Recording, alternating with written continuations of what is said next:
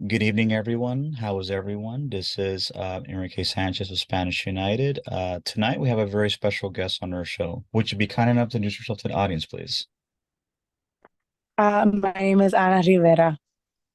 Welcome. Thank you for being on the show, Anna. Thank you so much for having me. I'm very excited to be here. This is my first podcast. Oh, awesome, awesome. Well, I do podcasts all the time, so this is something they're definitely going to enjoy. As we had spoken over the phone and through email, and as we met in the House of Puerto Rico a month ago. We had spoken about Hispanic Hispanic business owners, Hispanic on the entrepreneurs. So basically, the topic is going to be on Hispanic entrepreneurship, Hispanic business owners, and you as a business owner, what are your feedback on people that are wanting to be Hispanic business owners and those that are, but have trials and tribulations. So one of the first questions we would like to ask you is what got you into being a business owner to begin with? To begin with, okay. So, when I moved to California from Chicago, I went to, I went to school at USD, and when I was out here, I was craving a lot of my food. A lot of Puerto Rican food, a lot of Dominican, Caribbean food, and there wasn't a lot of it, which was shocking for me because in Chicago, just like New York and a lot of places on the East Coast or Midwest, you can find Caribbean food almost, a lot of Hmm. places. Not everywhere, but in a lot of places. Right. Very easily. And that's kind of when I noticed, I was like, man, we really don't have a lot, or I guess San Diego doesn't really have, as much as diversity in the Caribbean scene as I had imagined. And it kind of just stemmed from there. It just stemmed from me wanting to kind of bring that Chicago, it's hard to explain, that community, that Latin vibe that I was so used to. And that was kind of how I started my mission with food because I love food so much. I'm a big foodie. Hmm. And it really just stemmed from there, my love of food, and then just wanting to have a little piece of home here because I like it here in San Diego and I definitely plan on staying here. Oh, absolutely. I've been to San Diego many times, and every time I go there, it's just so nice, for being the third largest city in California. San Diego, in my honest opinion, is very well managed and very clean compared to other major cities in the United Oh States. yeah. Oh yeah, I agree with you. And so what were like one of the things that you did to try to establish a business? Because many Hispanic people today, even though they have the entrepreneurial spirit and drive, many of them face a lot of red tape, and they face a lot of tribulations in starting the business. So like, how were you able to start your own business from scratch? Yeah, I mean, I looked into it. I wanted to see, I went to there was only at the time, I think, there was three Caribbean restaurants, but none of them were like solely Puerto Rican or solely Dominican. They were just Caribbean. They kind of just Yeah. sold a little bit of everything. Yeah, from Um, Jamaica and from the little islands. yeah, yeah. So none of them really hit home like I was expecting. And so I started cooking at my house and I was making just like food, obviously for myself, for my cravings, but also for like my husband, his friends, and everyone just was like, wow, we've never had anything like this. And started really just cooking at my house. And then I kind of looked into it a little more and I'm like, man, it would be kind of cool if we had like a food truck, somewhere maybe on weekends where we sold food. And the vision was small, but it was kind of starting to grow a little more every day. And so I remember we sold one of our cars. We had an Acura and we sold it. And I ended up buying a food truck with the money from selling that car. And Mm. the food truck is kind of how that little small vision of wanting to bring a little bit of, Humboldt Park, where I'm from, to San Diego started off with the food truck. And, we were moving around San Diego with the food truck. And it was during COVID. We opened months before all of the lockdowns and shutdowns and all that happened in 2019. So it was Awesome. rough, but yeah, but we still did it. Petco Park let us park on the street in front of the stadium since games weren't going on, and we slowly just kind of got rolling that way, just putting up the flags outside the food truck, and people's walking by got their curiosity. And obviously, social media helped a lot too. But yeah, we started with the food truck, and we did the food truck thing for 2.5 years before partnering with Caribe nightclub and taking on the restaurant operation there. So is that the same place that I went to when I visited you guys? Yes, yes, you got to see the restaurant, but we started off as a food truck. Do you still have the fruit truck or not anymore? You know what? I still have it. Oh, I really? don't know. I want to bring it back one day, and I want to get back on the road, and it was a lot of fun. I just don't have the time right now, but I still own it. I Right, definitely that's still have understandable. it. Is your husband also Puerto Rico or no? You know what? Believe it or not, he's not. He's Japanese and Filipino. But we shared a lot of the same passion. He's a big foodie like me, and I taught him pretty much everything that I know, and we kind of just worked together from there. Oh, that's good. That's very important that you have someone that, works with you because, doing any type of business, big or small, you really need to have people to work with you in order for it to flourish and grow. Yeah, I mean, we started off with just him and I, and now we're at about 10 employees. Oh, awesome. That's Yeah. awesome. And also another thing that the audience is also curious to know is that many what would you say would be the ratio of Hispanic business owners today or Hispanic entrepreneurship? Because one of the things that we do in Spanish United is that aside from doing the civil rights part, we're also very involved in education and advocating for Hispanic people to pursue higher educated education so they could have like a better job. So Mhm. even for Hispanic people that for whatever reason are not able to get a higher education for whatever reason, like what would you say would be like the ratio of Hispanic business owners like today? Would you say it's a lot more than it was 10, 15 years ago? Has it grown or has it stayed about the same or has it stagnated? I definitely feel like it's grown. I feel a lot of these movements with women in business, minority in business, I definitely feel like it's grown. We do get a lot of there. I mean, it sucks because it's if you know about what's out there to help us, then you would know that there's a lot more help than what people might not know about yet. There's the SBC, um, which is here in San Diego. I think they also operate in LA. I'm not sure if it's called the same, but small business organizations. There's a refugee one as well that helps with refugees that come here who want to start their businesses, which who also helped us. And then there's a lot of minority business owner groups that they don't really help with funding, but they do help you kind of learn. They give little seminars and classes on how to run the administrative part of your business or how to run the payroll part of your business. And they kind of give you, a little bit of financial advice. I remember I was appointed a financial advisor who really helped me out a lot at the beginning stages. And I wasn't charged for any of it. It was free advice, free help, and things like that that just you don't really need a higher education if you Hmm. have these people helping you.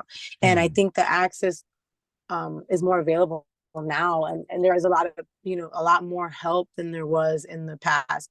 I think when Hmm. I started with my food truck, I had to do a lot of the researching and looking up, and I think now they're starting to realize that even those stages, people still need help. It's not all black and white, and it's really hard to work with the city and get permits. So I think now I would Hmm. definitely say that it's a lot, not, it's still hard, but it's a lot easier for women and minorities to get into business and get information about how they can start their business, whether it be a food truck or a food cart, or whether it be getting approved to get permits, to operate from your house. Because, in San Diego, a lot of businesses can operate from their house as long as they get the correct permitting. Um, Hmm. so it's just, and having that available in their language. I think that was a big thing, is that a lot of people, they don't speak English, so they need Hmm. help in their language. Hmm. Um, but it sucks if you don't have the help, or Oh, if you I don't agree know with how you. to find the help, or how to go online. I know there's the SBA, which is the Small Business Administration. If you go online, they have a lot of sources. You just have to be able to have internet access and get Hmm. online. And so there are those challenges where I know a lot of people face, that I was lucky enough to be able to navigate and kind of find the help that I needed. Hmm. Oh, I agree with you. Like where I live about 20 minutes away from an area that's called San Gabriel Valley, and that area is predominantly Chinese. Uh-huh. And from what I've seen in that area, which is, many different cities and towns, is that aside from the fact that they're primarily Chinese, but they have a lot of resources and a lot of things for their own people. Like the Chinese have the overseas Chinese, that is, they have this network that's called the Bamboo Network, which is basically a network where Chinese provide not only cultural but also economic and academic help to their people. So I've seen many Chinese that don't speak English, but a lot of them are very successful. They have businesses and they have a lot of Mm-hmm. things, and primarily because they have like a funding or a foundation for their people. And I feel that's something that Hispanic people need, because unfortunately Hispanic people struggle more than other minorities that are what are called model minorities. So I feel that's something that is very needed. Yeah, no, I agree with you. Yeah, no. And it's really just being able to get that information and figure out online where someone that speaks your language can help you, because it's out there. It's just, you got to do a little bit of research. Oh, of course, absolutely. And another question that the people in the audience wanted to ask you would be what would be advice that you would give to Hispanic entrepreneurs that become successful, but they want to give back to the community? Because from what I've seen, there are many Hispanic people that once they prosper, they tend to forget about where they come from. So, like, what advice Mm. would you give to Hispanic entrepreneurs or business owners that already become successful, to how they could give back to the community and replicate that success to other people in the Hispanic Yeah. community? Yeah, no, it's a tough one, and especially, I feel like it varies with the kind of business that you're in. I'm very fortunate that in my business with the restaurant owner, that I bump into people all the time. So I'm really lucky that I have people, coming, hey, I have this organization and we need help, and it's easier for me to find people within my own community and culture that need help, because they'll reach out to me a lot of instances. But it's one of those things where you would hope that um, business owners and entrepreneurs kind of find time to reach out to their community if they're not directly involved with their community. I know that I like to hire a lot of people from different ages. I have a lot of elderly people, I have a lot of younger people that work for me. I try to hire people and have people that work for me that I know need the job, I guess, if that makes sense. Hmm. And so if, you know, I'm nowhere near rich, but I know that I can help my community by giving people in my culture and my community jobs and giving them an Hmm. opportunity to make a living in an area where, at my job we can speak Spanish or English. I have some employees that don't speak English at all. I have some that don't speak Spanish at all. But I make Hmm. this space available for them to still learn about their culture, learn about their food, and still make money. It's hard to have it's hard to build community with people when a lot of people are just trying to survive right now. So I know a lot of Hmm. people, they just need jobs and they don't really have the time to do the outreach or volunteer as much as they used to in the past. So it's hard. It's hard. I think it really depends on what your business is doing. And if you're not directly in the business that's involved with people or your community, then you might have to go out of your way to do a little community outreach and find ways to help your community. I think it's Hmm. definitely important to give back. Definitely important. Absolutely, And because yeah, absolutely, like Spanish United, even though we started about 3 years ago, we do what we can within our means and resources to give back to the community. Like yesterday, we went out into the field to bring supplies to the the homeless people that are really struggling. Many of them are immigrants that don't have access to resources or transportation, and in many cases we are their only lifeline. And Hmm. right now we're trying to get a toy drive going so that we could take toys to many Hispanic kids that cannot afford toys because many of their parents can't are barely able to make ends meet. So I feel that Hispanics, need to, not not necessarily learn, but they have to be accustomed to give back because when the Hispanics give back to each other, we can do a lot of positivity for our own people. Because like I said, Yeah. I've seen it with many other communities. I've Mhm. seen it with Jews, with Middle Eastern people, with Asians, and they have stability. And I think that's the only way we could have stability aside from providing work and income to our people, but to educate them on giving back. I think that's going to help a lot with our people when it comes to preventing social problems and promoting social stability. Yeah, no, and I mean the more of us that own businesses, the more that we can help um employ people, the more that we can help employ minorities, the more that we can help employ people of color.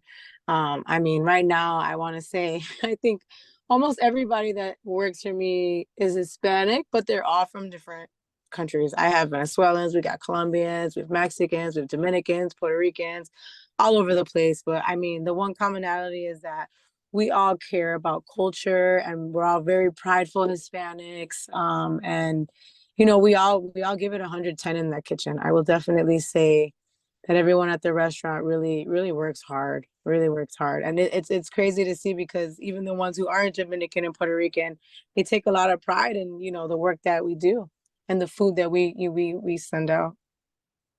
Awesome, awesome. I really commend you for what you're doing because I feel that you're a success story for many Hispanic people, especially for Hispanic women.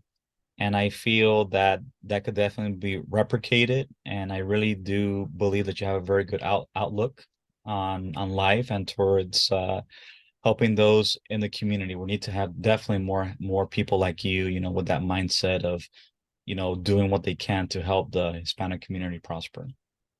Just like the House of Puerto Rico, and I know you're very familiar with them now, and there I try to, as anything that they throw my way, I try to help them with. I try to support them as much as I could because they really are the anchor for the Puerto Rican community here in San Diego. We don't have a lot of other things here that where we can, say, hey, look, if we go to the House of Puerto Rico, there's a museum that has all these things. You can get all this information. And sometimes they throw festivals and they sell our food. And it's awesome to see. And there's not a lot of it here in San Hmm. Diego, especially for Puerto Ricans or Dominicans. So, I'm always willing to help them out and anything that they ask me or they needed me because I love the House of Puerto Rico and what they stand for. And they're doing the same thing I'm trying to do, just bring a little bit of Puerto Rico or the Caribbean to the West Coast where, it's growing, but just very slowly. Yeah, like I was surprised that Joe told me that the state of California now has 200,000 Puerto Ricans, which is a lot because Mhm. previously Puerto Ricans have never been big in California. But I think that a lot of Puerto Ricans have moved to the West Coast primarily because there's much more opportunities and the fact that there are, higher incomes compared to the Midwest or in the East Coast. So I think Mhm. that's a very positive thing because I feel that many people will be introduced to Caribbean culture, especially to the Hispano Caribbean culture, which is Cuba, Puerto Rico, and Dominican Republic. So I think that's going to be a plus. And I was very impressed with the House of Puerto Rico when I went. I wasn't Mhm. thinking it was going to be that big and Organized. so organized, exactly, because there's been Yeah. other cultural centers of Puerto Ricans that have tried in different places, but they have not been as big as the one that at least the one that I've seen in House of Puerto Rico in Balboa Park. Yeah, I was just as amazed when I first went there. I was like, wow, this is great. This is exactly what I was looking for. Yeah, like I was telling my mother because she was surprised there was even a House of Puerto Rico there. So I told her, yeah, one of these days, we definitely have to go down there and and show her the House of Puerto Rico, show her, the Jibarito restaurant because I think she's gonna like it, because it was a very nice atmosphere. It feels like at home. Mm-hmm, mm-hmm. So that's definitely something that I liked. So before we conclude the interview, is there any thoughts or comments you would like to give? Right now it's just we're going on. We just completed 4 years. So Jibritos de la Isla has now been in business either as a food truck or as a restaurant for a total of 4 years. 2 years in the food truck, and then we're almost hitting 2 years now as a restaurant. And you know, it's a little different because I think a lot of people when they expect to see a restaurant owner, they don't expect to see someone like me. Hmm. Um, and so I throw off a lot of people, but I hope that I encourage a lot of people who may not fit that mold, but still kind of make a way to fit in. I got my master's degree in education and teaching English as a second language. And I always joke around and people are like, you got your master's, what are you doing in a kitchen, or what are you doing running a restaurant? And I tell people all the time, I'm like, I'm just a people person, and my minor was in culture and diversity, and I'm still doing that every day. I'm still, I'm helping my employees that don't speak English learn English, and I'm helping my employees that don't speak a lot of Spanish learn Spanish. And I still feel like I'm doing, what I was meant to do, just kind of in a different way.